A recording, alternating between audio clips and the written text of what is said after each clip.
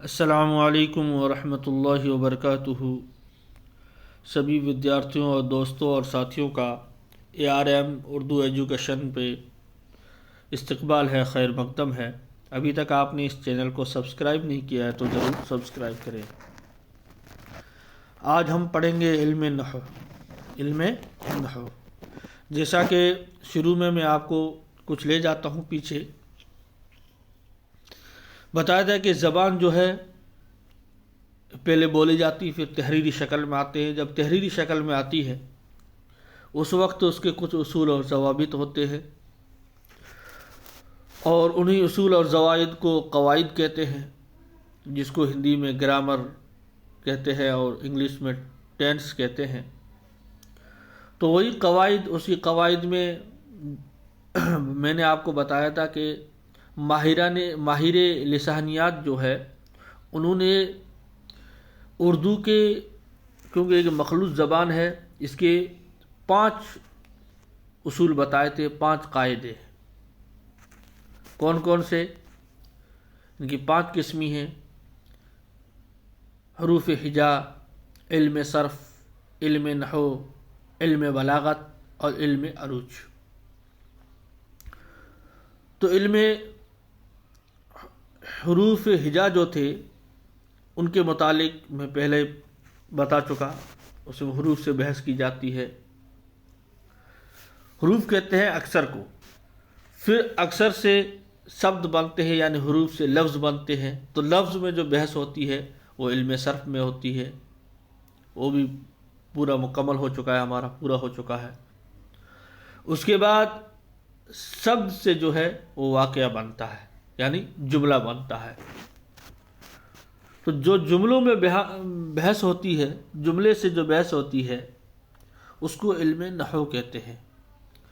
علم نحو یوں دیکھا جائے تو یہ زیادہ لمبا نہیں ہے، جیسے علم صرف جو تھا وہ کافی الگ الگ قسموں میں بٹا ہوا تھا۔ یہ قسموں میں موٹی طور پر اس کی قسم زیادہ نہیں ہے، لیکن ان قسموں کی بہت ساری قسمیں نکلے گی علم نحو میں۔ تو آج ہم علم نحو کو پڑھنے جا رہے ہیں، دھیان سے سننا، یہ بھی بہت اہم ہوتا ہے ہمارے امتحان کے لحاظ سے۔ امتحان سے کی طرف دیکھا جائے تو یہ بڑا اہم ہوتا ہے علم نحو۔ علم نحو کسے کہتے ہیں ہم پہلے یہ دیکھیں گے۔ علم نحو وہ علم ہے جو کلمات کے اعراب، یعنی زبر زیر پیش، سکون، تشدید، مد وغیرہ، ان کی صحیح املا و استعمال اور پڑھنے کے قواعد و ضوابط سے بحث کرتا ہے۔ علم نحو، نحو کے معنی طریق اور اسلوب کے ہیں، اور اصطلاح میں اس سے قواعد کا وہ شعبہ مراد ہوتا ہے جس میں 2 باتوں سے بحث کی جاتی ہے، جس میں 2 باتوں سے، علم نحو میں 2 باتوں سے بحث کی جاتی ہے، اور وہ 2 کون کون سی باتیں ہیں ہم اس کو پڑھیں گے۔ نمبر 1، جملے کے اجزاء، یعنی اسم، ضمیر، صفت، فعل اور حرف، اور ان کی جنسی تعداد اور حالت وغیرہ سے، اس طرح کہ ان میں پیدا ہونے والے تبدیلی و تغیرات واضح ہو جائیں۔ ہاں، تو جملے کے اجزاء، یعنی یہ جو جملے کے اجزاء ہوتے ہیں، لفظ ہوگا، اس لفظ سے ایک جملہ بنتا ہے۔ تو لفظ تو ہم پڑھ چکے ہیں، اسم، ضمیر، صفت، فعل، حرف، یہ جو ہے یہ ہم علم صرف میں پڑھ چکے ہیں۔ اس وقت پڑھ چکے ہیں کہ اسم کسے کہتے ہیں، ضمیر کسے کہتے ہیں، صفت کسے کہتے ہیں، فعل کسے کہتے ہیں، حرف کسے کہتے ہیں۔ اب جو واقعہ ایک پوری جملہ، ایک سینٹینس بنتا ہے واقعہ، اس میں ہم کو یہ دیکھنا ہے کہ اس میں کون اسم ہے، کون ضمیر ہے، کون صفت ہے، کون فعل ہے، کون حرف ہے، کس کو کہاں پر لے آنا ہے، کس انداز سے اس کو بتانا ہے، تب یہ جملہ اور واقعہ صحیح ہوگا۔ اسی سے جو بحث ہوتی ہے اس کو کیا کہیں گے؟ علم نحو۔ علم نحو سے یہ پتہ چلتا ہے کہ کون سا کہاں پر آئے گا، اور ان میں سے کون سا ضمیر ہے، کون سے اسم ہے، کون سا صفت ہے، کون سا فعل ہے، اس جملے سے ہم کو نکالنا ہے الگ الگ۔ دوسری کون سی بات سے ہوتا ہے؟ جملے کی ساخت یعنی پہچان، یعنی مختلف کلمات کے جملوں میں استعمال ہونے والے طریقوں اور اس استعمال کی حالت میں واقع ہونے والی تبدیلیوں کا بیان علم نحو کے تحت آتا ہے۔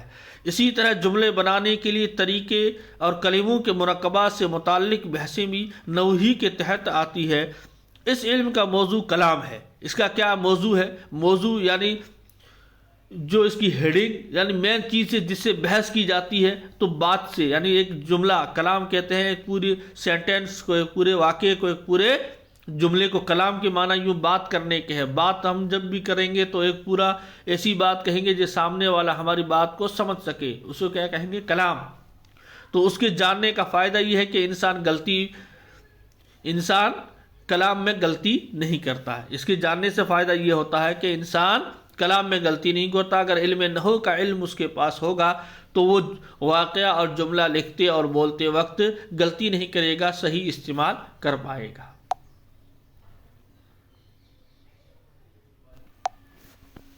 کلام کا بیان۔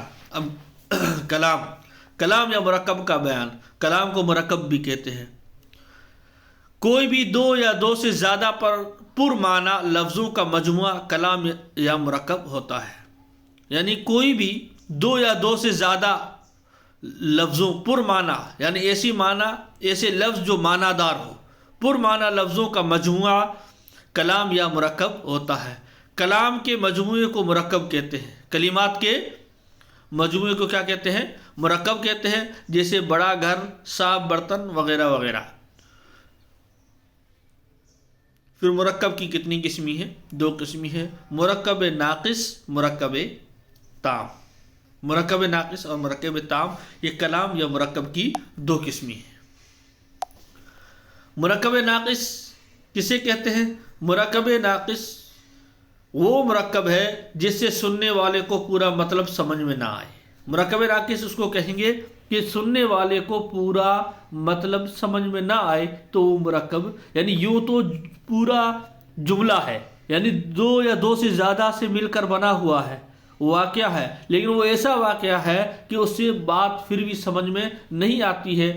جب بات سمجھ میں نہ آئے، جملہ تو بول دیا، واقعہ ایک بول دیا، لیکن ایسا واقعہ بولا ہے کہ اس واقعے سے بھی بات سمجھ میں نہیں آ رہی ہے، اس کے ساتھ کچھ اور ملانے سے ہی بات سمجھ میں آئے گی، تو اس کو کہیں گے مرکب ناقص۔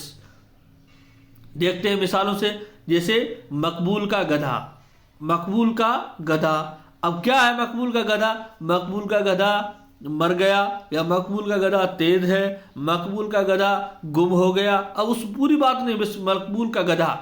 تو یہ ایک طریقے کا جملہ تو ہے، واقعہ تو ہے مقبول، کیونکہ 2 لفظوں سے، ایک مقبول گدھا اور کا، یہ مقبول اور گدھا یہ 2 لفظوں سے مل کر بنا ہے، جملہ تو ہے، لیکن یہ ایسا واقعہ، ایسا مرکب ہے جس کی بات سمجھ میں نہیں آ رہی ہے پوری۔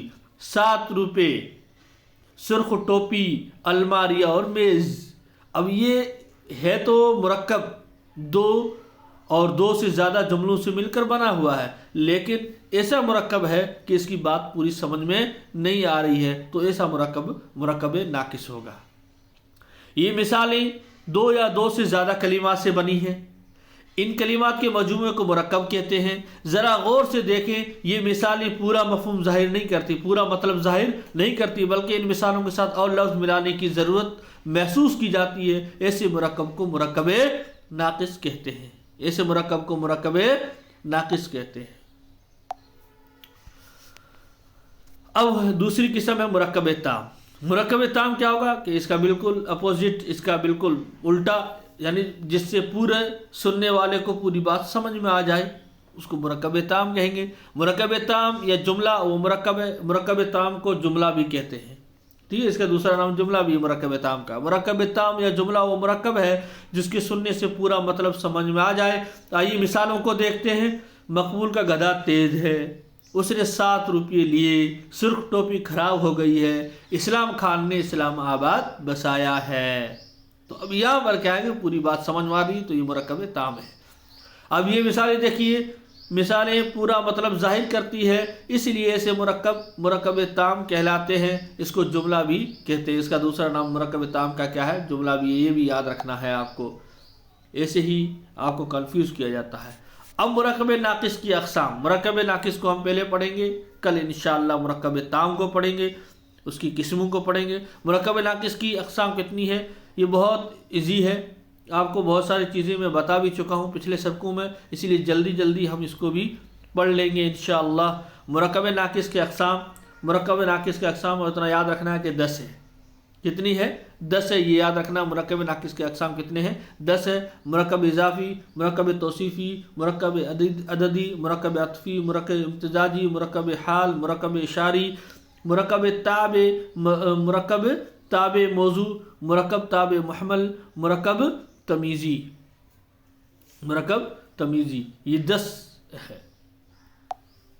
ان کو یاد رکھنا ہے اور پڑھنا ہے، بہت آسان ہے۔ مرکب اضافی بتا چکا ہوں، مرکب توصیفی، مرکب عطفی، مرکب اشاری، یہ تو پچھلے سبقوں میں آ چکا ہے۔ پہلے مرکب اضافی، مرکب اضافی وہ مرکب ہے جو مضاف اور مضاف الیہ سے مل کر بنے، مضاف اور مضاف الیہ سے مل کر بنے، وہ مرکب اضافی ہے۔ جیسے ہم اضافت کے پچھلے سبقوں میں پڑھ چکے ہیں، جہاں پر حروف ربط کا بیان ہم نے پڑھا تھا، وہاں حروف ربط 2 ہوتے ہیں، ایک حرف جر، ایک حرف اضافت، تو اضافت کے موقع پر ہم نے پڑھا تھا جو وہی مرکب اضافی ہے۔ آئیے مثالوں سے سمجھتے ہیں۔ رحیم کی ٹوپی، جاوید کا قلم، وجے کی کتاب، شیشے کی دوات۔ اوپر کی مثالوں میں ٹوپی کو رحیم کے ساتھ، قلم کو جاوید کے ساتھ، کتاب کو وجے کے ساتھ اور دوات کو شیشے کے ساتھ ایک قسم کا کیا ہے؟ تعلق ہے۔ رحیم کی ٹوپی تو ٹوپی کا رحیم کے ساتھ تعلق ہے، جاوید کا قلم، قلم کا جاوید کے ساتھ، وجے کی کتاب، کتاب کا وجے کے ساتھ، شیشے کی دوات، دوات کو شیشے کے ساتھ ایک قسم کا کیا ہے؟ تعلق ہے۔ اور اسی تعلق اور لگاؤ کو کیا کہتے ہیں؟ اضافت کہتے ہیں۔ اور جس اسم کا لگاؤ ہوتا ہے، جس اسم کا لگاؤ ہوتا ہے اس کو مضاف کہتے ہیں، اور جس کے ساتھ لگاؤ ہوتا ہے اسے مضاف الیہ کہتے ہیں۔ جیسے رحیم کی ٹوپی، تو یہ ٹوپی کا لگاؤ ہے رحیم کے ساتھ، تو ٹوپی کو مضاف کہیں گے اور رحیم کو مضاف الیہ کہیں گے۔ وہی بتا رہے ہیں اوپر کی مثالوں میں ٹوپی، قلم، کتاب، دوات، یہ کیا ہے؟ مضاف ہے۔ رحیم، جاوید، وجے، شیشے مضاف الیہ ہے۔ اردو میں اضافت کی علامت یہ ہے کہ کا کی کے آئے، اردو میں اضافت کی علامت یہ ہے کہ کا کی کے آئے، تو جہاں پر بھی کا کے کی آئے آپ آنکھیں بند کر کے بتا دیجئے کہ یہ مرکب اضافی ہے، بس بہت آسان ہے، زیادہ مشکل نہیں ہے۔ مرکب توصیفی، مرکب توصیفی ایسے مرکب جو صفت اور موصوف سے مل کر بنے، جو صفت کے جس وقت آئے اس وقت میں بتا چکا ہوں، ایسے مرکب جو صفت اور موصوف سے مل کر بنے مرکب توصیفی کہلاتے ہیں۔ یعنی جہاں پر جس کی کوئی اچھائی یا برائی بیان کی جائے تو سمجھو کہ یہ مرکب توصیفی ہے۔ آئیے مثالوں کو دیکھتے ہیں۔ سفید پھول، بہادر لڑکا، نیک استاد، ٹیڑھی تلوار۔ اوپر کی مثالوں میں سفید، بہادر، نیک، ٹیڑھی ایسے الفاظ ہیں جو صفت ہیں، جو کیا ہے؟ صفت ہے۔ اور پھول، لڑکا، استاد، تلوار ان کے موصوف ہیں، یعنی جن کی تعریف کی جائے، جن کی اچھائی کی جائے، جن کی بڑائی کی جائے، جن کی کمی نکالی جائے، وہ کیا ہوتا ہے؟ موصوف ہوتا ہے۔ اور جو الفاظ اچھائی، برائی، بڑائی، کمی بیان کرتے ہیں وہ ہوتے ہیں صفت۔ ایسے الفاظ کے جوڑوں کو مرکب توصیفی کہا جاتا ہے کیونکہ موصوف اور صفت سے بنے ہیں، یہ موصوف اور صفت سے بنے ہیں، تو اس لیے کیا کہتے ہیں؟ ان کو مرکب توصیفی کہتے ہیں۔ تو ان میں جو ہے صفت پہلے ہوگی اور موصوف بعد میں ہوگا۔ اردو میں صفت پہلے ہوگی اور موصوف کیا ہوگا؟ بعد میں ہوگا۔ اور اس میں یہی ہے اس کو پہچاننے کی کہ کسی کی اچھائی یا برائی بیان کی جائے تو جو لفظ اچھائی یا برائی بیان کر رہا ہے وہ صفت ہوگا، اور جس کی جائے گی وہ کیا ہوگا؟ موصوف ہوگا۔ مرکب عددی نمبر 3 پہ ہے مرکب عددی۔ عدد کے معنی ہوتا ہے گنتی کے، تو جس مرکب میں، جن جملے میں، جس مرکب میں ہمیں کوئی گنتی معلوم ہو رہی ہو تو ہم کہیں گے یہ مرکب عددی ہے۔ کا کی کیا آئے تو مرکب اضافی، اچھائی یا برائی، کمی کھوٹی کوئی بھی نکالی جا رہے تو مرکب توصیفی ہوگا، اور جہاں پر گنتی کا کوئی آ جائے تو مرکب عددی ہوگا۔ مرکب عددی وہ مرکب ہے جو عدد اور معدود سے مل کر بنے۔ یاد رکھنا چاہیے کہ مرکب عددی پہلے آتا ہے، عدد جو ہوگا، عدد جو گنتی ہوگا وہ پہلے آئے گا، اور معدود یعنی کس کی گنتی بتائی جا رہی ہے وہ اس کے بعد آئے گا۔ مگر نظم میں یہ ترتیب بدل جاتی ہے، نظم ایک الگ فن ہے، اس میں یہ ترتیب بدل جاتی ہے۔ آئیے مثالوں کو دیکھتے ہیں۔ 100 گھوڑے، 40 سپاہی، 20 بندوقیں، 34 لڑکے، 5واں لڑکا۔ اوپر کی مثالوں میں 100، 40، 20 وغیرہ تو عدد ہے، اور گھوڑے، سپاہی وغیرہ کیا ہے؟ معدود ہے۔ بس ایسے مرکب عددی کہلاتے ہیں۔ جہاں پر گنتی آ جائے تو گنتی جو ہوگی وہ عدد ہوگا، اور جس کی گنتی بتائی جا رہی ہے وہ معدود ہوگا، یہ یاد رکھنا ہے۔ اب مرکب عطفی، یہ بھی میں آپ کو پچھلے سبقوں میں بتا چکا ہوں، جہاں حروف عطف کا بیان تھا وہاں پر بتا چکا ہوں۔ عرف عطف کے حروف میں ایسے مرکبات جو معطوف علیہ اور معطوف سے مل کر بنے مرکب عطفی کہلاتے ہیں۔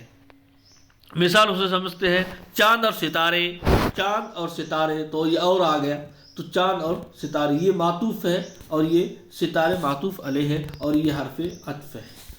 دریا اور غذا، گھوڑے اور گدھے، علی و دلی، علی و دلی، تو یہ و اور جو ہے یہ حرف عطف ہے۔ جب ایسے اور و کے جب دو اسم ایسے جڑ کے بن جائے تو وہ کیا ہوگا؟ مرکب عطفی ہوگا۔ پہلا جو ہوگا وہ معطوف ہوگا اور اس کے بعد والا جو ہوگا وہ معطوف علیہ ہوگا۔ اوپر کے مرکبات میں اور وہ حروف عطف ہے اور یہ مرکبات معطوف علیہ اور معطوف سے مل کر بنے ہیں، اس لیے مرکب عطفی کہلاتے ہیں۔ مرکب عطفی میں جب ایک سے زیادہ اسم کو ملایا جائے، یعنی مرکب عطفی میں جب ایک سے زیادہ حرف آ جائے، اسم آ جائے، تو اس وقت ہر جگہ پر اور نہیں لگائیں گے، صرف سیکنڈ لاسٹ کے بعد ہی کیا لگائیں گے؟ اور لگائیں گے، اور اس سے باقی جو اسم ہے اس میں صرف سکتہ لگائیں گے، سکتہ یوں سکتہ لگائیں گے۔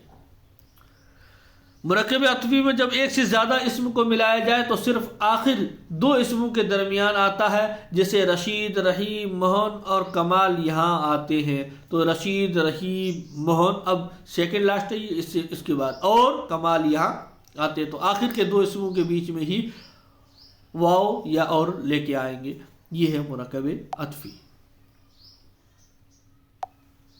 مرکب امتزاجی وہ اسم ہے جو دو یا دو سے زیادہ لفظ مل کر ایک اسم بن جائے، یعنی کبھی کبھی دو اسموں کو ملا کر ایک ہی اسم بنا دیا جاتا ہے۔ ایسا جب بھی بنایا جائے تو دو اسموں سے ملا کر ایک اسم کو بنایا جائے تو مرکب امتزاجی، یعنی امتزاج کے معنی ہے دوسری چیز سے الگ ہے، یہ اس کی امتزاجی شان ہے، کہتے ہیں یہ اس سے امتزاج ہے، یہ اس سے ڈفرینٹ اور اس سے تھوڑا الگ ہے، تو وہ الگ چیز بتانے کے لیے دو اسموں کو ایک ساتھ لے کر کوئی چیز کا نام ہم رکھ دیتے ہیں تو وہ مرکب امتزاجی کہلاتا ہے۔ کسی کا نام رکھنا ہے لیکن دو الگ الگ ناموں سے، کسی کا نام رکھنا ہے دو الگ الگ ناموں سے، ایک الگ اپنے معنی دیتا ہے، دوسرا بھی الگ معنی دیتا ہے، پھر ان دونوں کو ملا کر ایک ہی کا نام رکھا جائے تو وہ ہوگا مرکب امتزاجی۔ مثال کو دیکھتے ہیں، غلام، محمد، غلام الگ نام ہے، محمد الگ نام ہے۔ اگر کسی کا نام غلام محمد، دونوں غلام اور محمد ملا کر ہی کسی کا نام غلام محمد رکھا جائے تو یہ مرکب امتزاجی ہوگا۔ اسی لیے کرتار ایک نام ہے اور سنگھ بھی ایک نام ہے، تو ان دونوں کو ملا کر کسی ایک کو دیا جائے تو وہ ہوگا مرکب امتزاجی۔ آغا، اشرف، علی، تو آغا بھی الگ سے ایک نام ہے، اشرف بھی الگ سے نام ہے، علی بھی الگ سے نام ہے، تو ان تینوں کو ملا کر کسی ایک کو نام دیا جائے تو وہ ہوگا مرکب امتزاجی۔ اسی طرح رام، چندر، لال، چوک، لال الگ ہے، چوک الگ ہے، ان دونوں کو ملا کر ایک چوک کا، ایک استھان کا نام رکھ دیا لال چوک۔ اسی طرح اشوک الگ ہے، نگر الگ ہوتا ہے، پھر اشوک اور نگر دونوں کو ملا کر ایک ایریا کا نام دیا جائے اشوک نگر، تو یہ مرکب امتزاجی ہوگا۔ امتزاجی یہ دوسروں سے الگ ہوتا ہے، دوسروں سے الگ، وہ اسی نام کی وجہ سے وہ دوسروں سے کیا ہو جاتا ہے؟ الگ ہو جاتا ہے، تو اس کو مرکب امتزاجی کہتے ہیں۔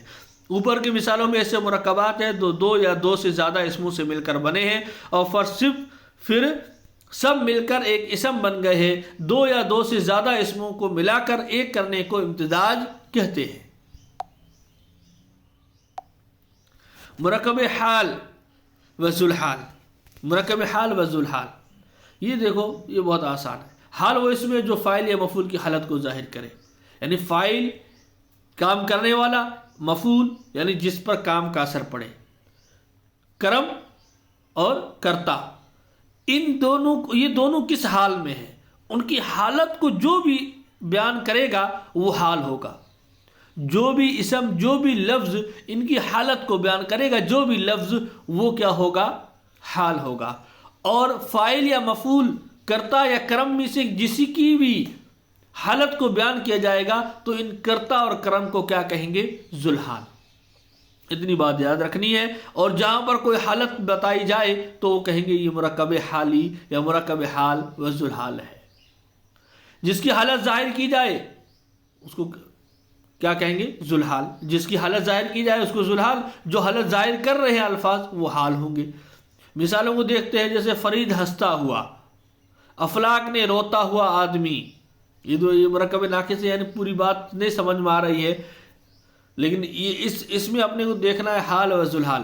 فرید ہنستا ہوا آیا، فرید ہنستا ہوا آیا، تو یہ فرید فاعل ہے.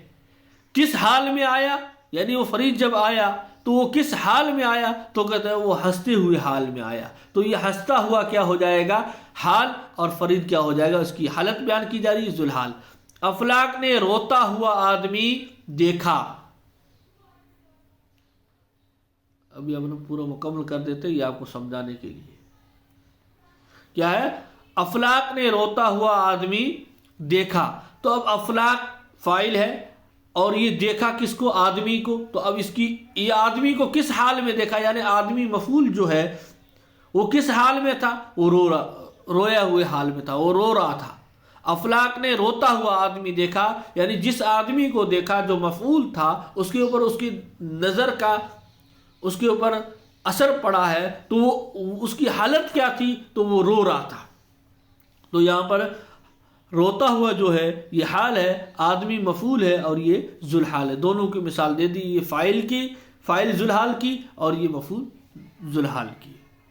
اوپر کی مثالوں میں ہنستا ہوا اس میں حالیہ ہے اور فرید کی جو فاعل حالت بیان کرتا ہے تو یہ ذوالحال ہو جائے گا. روتا ہوا اس میں حالیہ اور آدمی کی جو مفعول ہے حالت کو بیان کرتا ہے. بس ایسے مرکب کو حال کہتے ہیں جس کی حالت کو بیان کرتا ہو، خواہ فاعل ہو یا مفعول، اسے ذوالحال کہتے ہیں. امید ہے آپ کو یہ بھی سمجھ میں آ گیا ہوگا.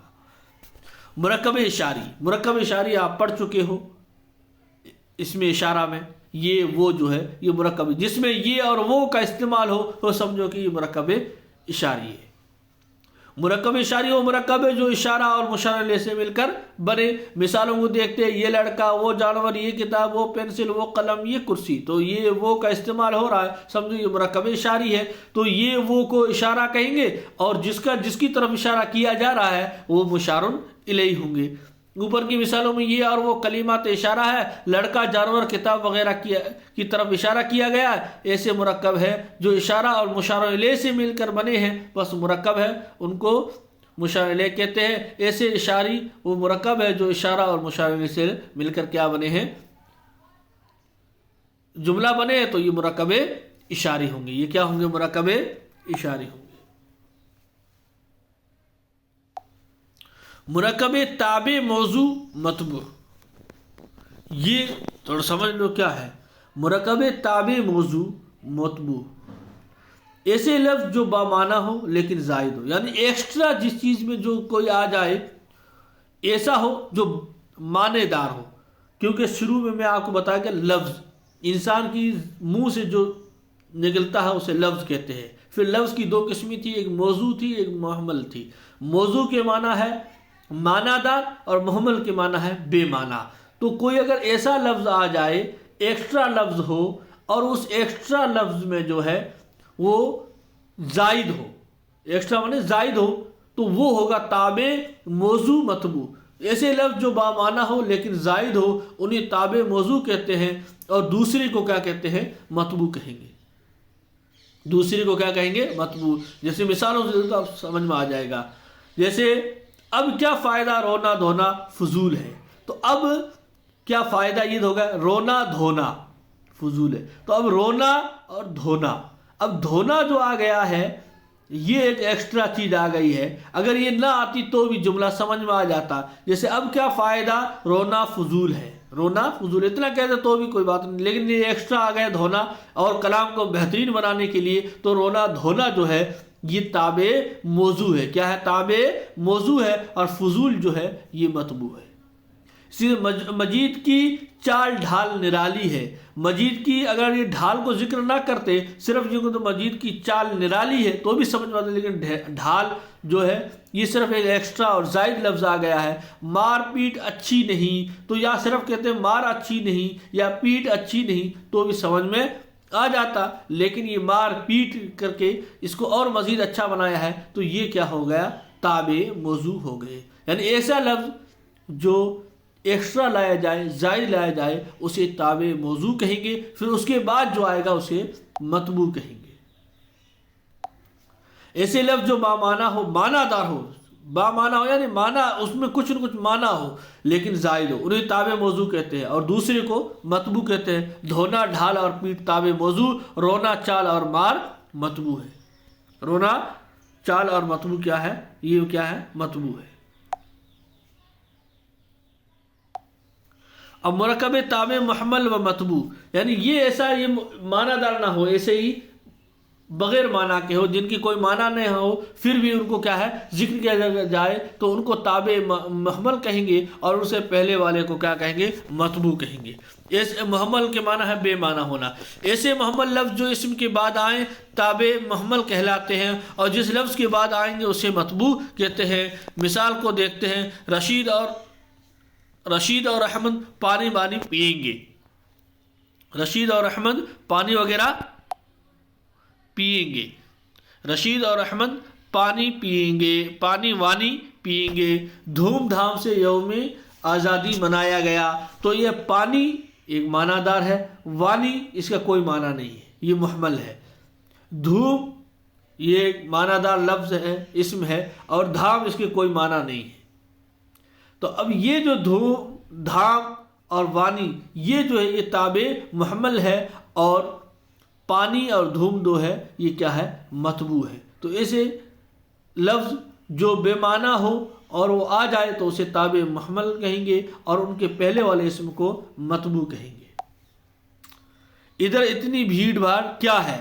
تو ادھر اتنی بھیڑ تو سمجھتا ہے جہاں پر بہت سارے جمع ہو جائے لوگ، اس کو بھیڑ کہتے ہیں، بھاڑ کچھ نہیں ہے، تو یہ کیا ہے؟ محمل لفظ ہے، تو اسے تابع محمل کہیں گے اور بھیڑ کو مطبوع کہیں گے۔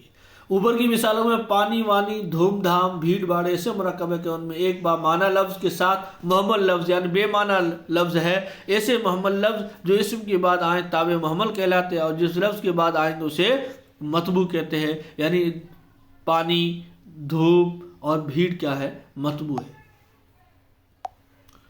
اب مرکب تمیز و ممیز یعنی مقداری، اب یہ ایسی چیز کو ذکر کیا جائے جو ہمارا شک ہے اس کو دور کرے گا۔ دیکھو اس میں اور عدد میں کافی زیادہ فرق ہے، وہ بھی بیان کیا جائے گا۔ دیکھو اس میں آپ کنفیوز مت ہو جانا۔ مرکب تمیز و ممیز، مرکب تمیز و ممیز یعنی مقداری، ایسے لفظ جو شک دور کرے تمیز کہلاتے ہیں۔ تمیز کہتے ہیں اس میں کوئی تمیز نہیں ہے، کوئی چیز میں کہتے ہیں اس کی تمیز کرو آپس میں، یعنی ان میں فرق کرو، فرق ہو، جس میں فرق ہو مل جائے وہ اس کو کیا کہتے ہیں؟ تمیز۔ جو شک کو دور کرے تمیز کہلاتے ہیں، اور جس کی نسبت شک دور کرے اسے ممیز کہتے ہیں۔ جس کے متعلق شک دور کریں گے اسے کیا کہتے ہیں؟ ممیز کہتے ہیں، اور جو چیز اس شک کو دور کر رہی ہے اسے تمیز کہیں گے، اور جس کا شک دور کیا جا رہا ہے اسے ممیز کہتے ہیں۔ مثالوں کو دیکھتے ہیں، 1 سیر گھی، 4 من آٹا، 3 بوتلیں عرق کی، 9 گز لٹھا، 11 عدد قلمی۔ اوپر کی مثالوں میں صرف 1 سیر، 4 من، 3 بوتلیں، 9 گز، 11 عدد کہا جاتا تو شک رہتا کہ کون سی چیز 1 سیر یا 4 من یا 9 گز اور 11 عدد ہے۔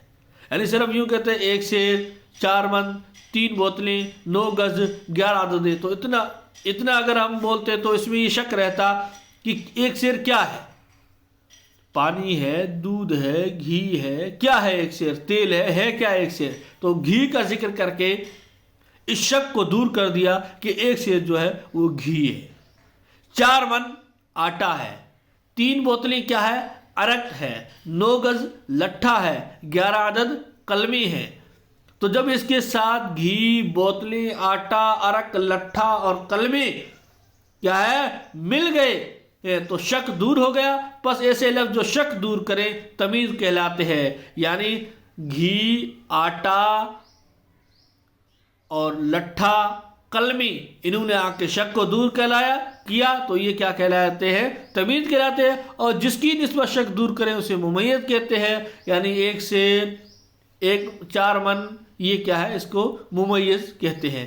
یہاں یہ بات یاد رکھنی چاہیے کہ تمیز اور ممیز عدد معدود میں فرق یہ ہے کہ تمیز اور ممیز میں وزن یا پیمانے یا گز یا فٹ یا عدد کا لفظ آتا ہے، یعنی اس میں یہ لفظ آئے گا، جیسے 4 عدد، 9 عدد یا 9 گز، 4 من، 1 سیر، تو ایسا لفظ آئے گا۔ تو وزن کا آئے گا، یا پھر پیمانے کا آئے گا، یا گز کا آئے گا، یا فٹ کا لفظ آئے گا، یا عدد کا لفظ آئے گا۔ اس میں ممیز اور تمیز میں، تمیز اور ممیز میں یہ لفظ آئیں گے، وزن کا کوئی لفظ آئے گا، یا پیمانے کا کوئی لفظ آئے گا، یا گز کا آئے گا، یا فٹ کا آئے گا، یا عدد کا آئے گا۔ اور عدد معدود میں جو ہے یہ اس کا لفظ بالکل نہیں آئے گا۔ 5واں لڑکا، 5 سپاہی، 10 فوجی، تو اس طرح آئے گا، اس میں کوئی لفظ نہیں آئے گا۔ اس میں یہ عدد کا، یعنی 9 عدد قلمی، اس طرح آئے گا، 9 گز، 10 گز، 4 من، 1 سیر، تو اس طریقے سے کسی بھی ناپ کا کوئی بھی وزن ہوتا اس کا آئے گا، یا کسی پیمانے کا نام آئے گا، یا کسی گز کا، یا فٹ کا، یا عدد کا۔ ممیز اور تمیز میں اس چیز کا نام آئے گا، اور عدد معدود میں اس چیز کا نام نہیں آئے گا۔ بس یہ ان کے فرق ہے، اس کو یاد رکھنا ہے۔ مرکب تمیزی اور عددی میں فرق یہ ہے کہ مرکب تمیزی میں وزن، ناپ، تول کو بتایا جاتا ہے، جبکہ مرکب عددی میں کسی چیز کی تعداد بتائی جاتی ہے۔ کیونکہ مرکب تمیزی میں اور عددی میں فرق یہ ہے کہ مرکب تمیزی میں جو ہے وہ ناپ، وزن یا تول کو بتایا جاتا ہے، اور مرکب عددی میں صرف گنتی کو بتایا جاتا ہے۔ اتنا یاد رکھنا ہے، انشاءاللہ آپ کے سمجھ میں آ گیا ہوگا۔ امید ہے کہ یہ بھی سبق آپ کو سمجھ میں آ گیا ہوگا۔ علم نحو کا پہلا چیپٹر مرکب ناقص جو تھا وہ آپ کی سمجھ میں آ گیا ہوگا۔ انشاءاللہ کل ہم علم نحو کے دوسرے کلام کے دوسرے جز یعنی مرکب تام کو، جس کو جملہ کہتے ہیں، اس کے بارے میں اور سبق لے کر آئیں گے۔ ابھی تک آپ اس چینل پر نئے ہو اور اس چینل کو سبسکرائب نہیں کیا ہے تو ضرور اس چینل کو سبسکرائب کریں، تاکہ نئے نئے ویڈیو آپ کے سامنے آتے رہے۔ آپ کو یہ ویڈیو کیسا لگا ضرور کمنٹ باکس میں کمنٹ کریں، اور آگے شیئر کریں، لائک کریں، اور میری یہی دعا ہے کہ اللہ آپ کو اس امتحان میں اعلیٰ نمبرات سے کامیابی عطا فرمائے۔